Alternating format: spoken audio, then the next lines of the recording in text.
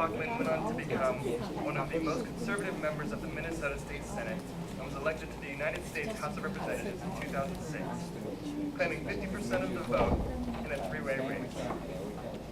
When she was sworn into Congress in 2007, she became the first Republican woman to ever represent Minnesota in Congress. Most recently, Representative Bachmann was a candidate for the Republican nomination for the office of President of the United States. Please join me in welcoming a true hero to the conservative movement, Congresswoman Michele Bachmann.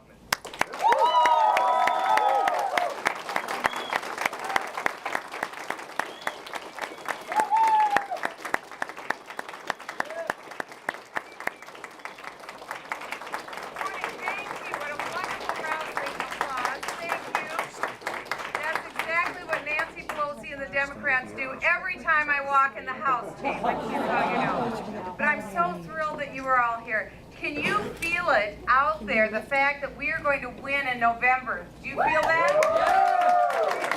I feel it absolutely everywhere. The only thing we need to do is translate that into literal action between now and November. And what that means is actually going out, finding candidates that you can believe in, walking door to door with them. That's what we do in Minnesota. I don't know if that's what they do in your state, but if you do door knocking, you have got to get out there and take some friends with you and go find some candidates, because we could go in the back room and study issues all day long, but we've got 3.5 months to save the country.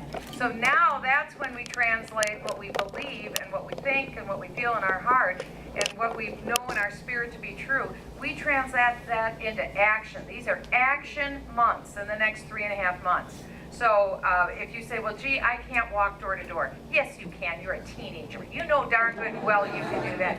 The other thing is we are going to need you close to the election time to do a lot of phone banking. And you're very good on the phone. I know. We've got 5 kids, and I know that you guys are very good on the phone. So we need you to be on phone banks. We need you to be doing all the myriad things that every candidate needs, and it's at every level, whether it's a school board race or a county commissioner or a mayor or city councilman or a state house or a state senator or a member of Congress or U.S. Senate or the White House. I've taken a very different approach in our district this year. I've decided that it isn't about one candidate, it's about all candidates this year. And so what I did is I went out, I really believe in the cause, and I raised money for every candidate that's running in my district. So last Sunday we got together and I maxed out to every single candidate in my district. I threw a big party. We had over 300 volunteers come to have people assign out to all the different candidates. We're carrying each other's literature, we're knocking on each other's doors, we're phoning for each other, we're pounding each other's lawn signs. That's what you do as a family when you want to succeed. You bring all of your elements together, and I'm encouraging you to get involved in your local candidate, your local candidate's race. Why? Let me just give you a couple of reasons. You are now very young. Now, you look very good. Nobody has wrinkles, and one thing you find is that you're all very thin at your age, and just enjoy it because it doesn't last. I just want you to know that. And one thing that is important for all of you to realize, 15 years from now, according to the federal government, a shocking statistic came out according to our House Budget Committee, and it's this. If you hear the number 2027, that sounds like just forever into the future, but that's 15 years. And according to our federal government, our economy will effectively shut down in 15 years. That's how wild our debt accumulation is. When I came into Congress, it was less than 6 years ago. The national debt then was just over $8 trillion. Do you know what it is today? It's about $16 trillion. It took us 219 years to accumulate that $8 trillion in debt. It took us less than 6 to double it. That's how fast things are happening. You've maybe heard about Greece and the economic collapse that's happening in Greece. We've got maybe less than 6 years. We're where Greece is. And it isn't that we just go along and live the life that you know today for 15 years and then we fall off an economic cliff.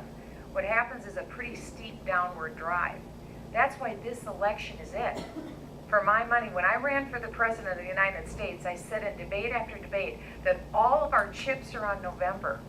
Because if we don't get this election right, subsequent elections are only going to be about managing decline, because it's going to happen that fast. But the good news is that we saw in 1980 when Ronald Reagan was elected, after an economic disaster under Jimmy Carter, we saw that you can repair an economy, you can bring it around, and we saw robust growth. That's the good news. Your lives have a wonderful future before you if we can have our government not steal everything that's in your pocket and all that your future is dependent upon. There's so many issues that we could talk about, but I know that our time is limited. I want to stop talking, and I want you to start asking questions. So why don't we open it up now, and I'd love to go ahead and take your question. Thank you.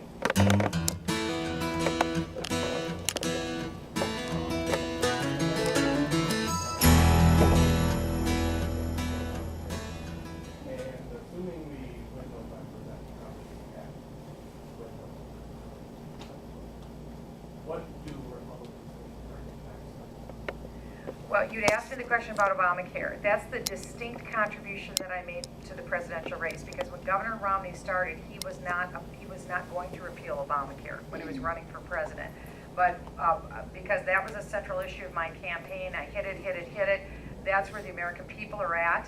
Almost 70% of the American people want us to either get rid of it outright or reform this bill. He adopted that position. So all we have to do, we win the White House, which is not easy. It's going to be tough.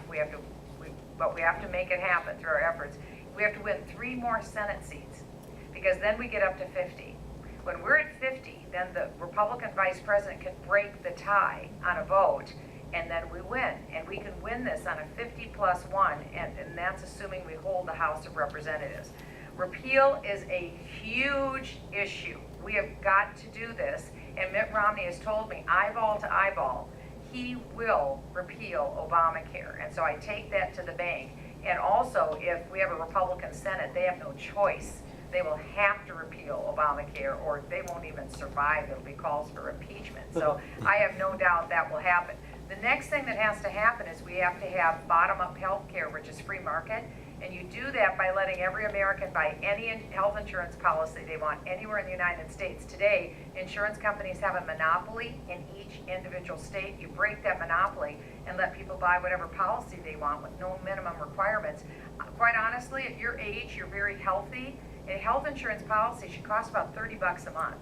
I mean, admit it, you spend more on iTunes downloads a month than you do on that. So you can afford to buy your own health insurance. You don't have to have your parents pick you up at $30 a month. So that, let people buy health insurance with their own tax-free money, and then have true medical malpractice reform. If you do those 3 things, it doesn't cost the taxpayers a dime, and it brings down the price of health care for everyone. That's just the opening bid on what to do on reforming health care.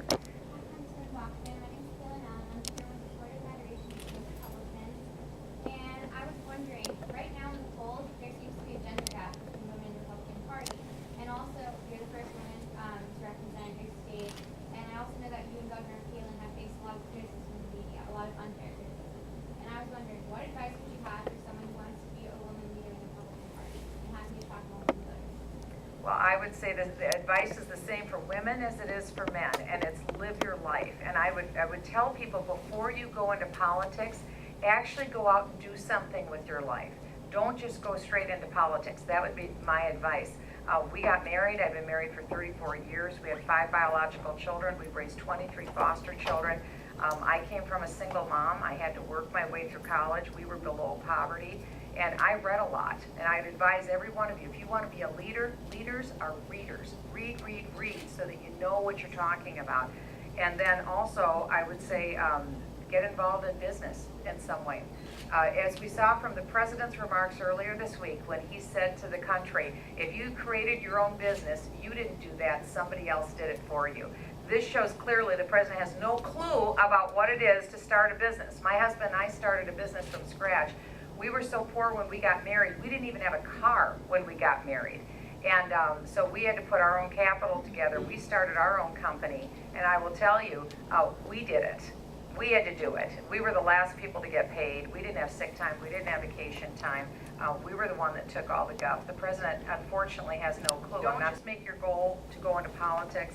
Make your goal to actually understand life so that when you come here, you actually can contribute. We have too many people in this town that all they understand is just the political process. And while that's important, the more important thing is to understand life. Get a good, strong grounding of a conservative philosophy, and then live life, see the reality of life. We have too many people here that are part of the bureaucracy that think they should tell other people how to live their lives and how to spend their money. And we don't need that. People are smart enough on their own. They know how to live life. That's a great question, though. And don't be intimidated. Don't be intimidated. My name is Sean from Massachusetts. My question is, on the campaign trail when you were running for president, what were one of some of your big moments, and what was your communication like with your fellow opponents? Did you have a lot of talk, did you guys talk behind the scenes during the after the debates? That's a great question. That's a great question. My favorite moment was immediately after the debate, because I just loved that feeling. I loved being in the debates. It was a great experience. I was absolutely terrified before my first one. I thought, oh, I can't believe I'm going to go out and do this. But it was a terrific experience. It was a tremendous growth opportunity. And people had the sense that we ran into each other a lot. We never ran into each other. The only time we ever saw each other on the campaign trail is they had different rooms for each one of us, and then we'd come and line up, and they'd have a line with our names on it on where we're supposed to stand. And so we'd go and shake each other's hands and kibitz a little, and that's as much as we saw each other. We saw each other maybe 5 minutes before the debate, but it was all very good humored. There's nobody angry, nobody was punching each other out or anything in the back. You know, everyone got along really well, and the same on the breaks. But the second the debate was done, if you watch the aftermath, you're on the stage, sometimes the spouses come up, and then you maybe shake a couple hands, and then you go and you're immediately on camera afterwards talking to media, or you're down talking to people in the audience. And that is the extent of the interaction that you have with the other candidates. So I would have people tell me all the time, oh, you need to tell Herman Cain, you need to tell Mitt Romney, you need to do, you know, like we sit down in the back room and go over all our plans with each other. It doesn't work that way, because we're all out trying to connect individually. That's a great question. Okay, so I got to end. So I get one more question. So I'm gonna be really generous. You get one, and you get one. So go ahead. I'm in Atlanta, from Arizona, and I was wondering, as a woman, what was it like to Well, it was different. I'll tell you one thing that is very different, and I don't mean to be flip when I say it, but a man can wake up and 15 minutes later be on camera. It just doesn't work that way for girls. You got to do hair, you got to do makeup. It's just not fair, but that's the way it is. And so the hair and makeup is a big issue. And one of our finest moments after the whole campaign was said and done, the Washington Post had an article, and they said that we won the style test on the presidential, because they said we didn't make clothes, hair, makeup, and issue. We just kind of hit it right in the zone. You know, you want to be professional, but you don't want to be outlandish. And so we were thankful we were able to do that. But I'll tell you, there haven't been a lot of women running for president, and so there's not a lot to go from. So we were very happy that we hit that well, because you know, you're feminine, you don't diminish that, but at the same time, you can't be sleazy, and you know, there's a lot of things you got to do right. So we were glad that we hit it. But thanks for asking that question. And I also made a decision: no whining.